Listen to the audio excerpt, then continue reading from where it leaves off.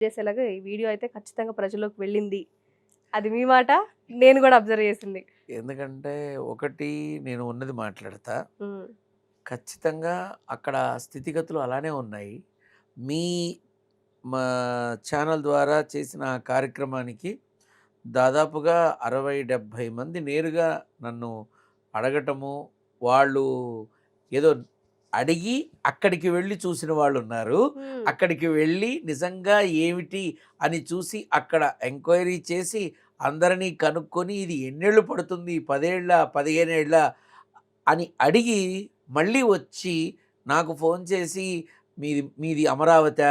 మీరిక్కడే ఉంటారా? అని అడిగిన వాళ్ళున్నారు. ఓకే. సో, బేసిక్‌గా నాది మంగళగిరి. నేను మంగళగిరి లక్ష్మీ నారసింహుడి పాదాల దగ్గరే నా జన్మ అనేది మొదలైంది. అయితే నా నాన్న అనుగ్రహంతోనే నేను చెప్పాను. కానీ అది అమరావతి కాదు.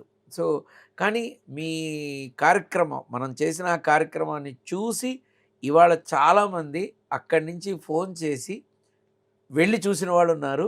వెళ్లి చూసి వచ్చి ఫోన్ చేసిన వాళ్ళున్నారు. వాళ్ళు కూడా అనాలిసిస్‌లో ఉంటారు కదా! ఖచ్చితంగా వాళ్ళు కావాలి. కనుక్కుంటారు కదా! అవును. వాళ్ళు చూస్తారు కదా!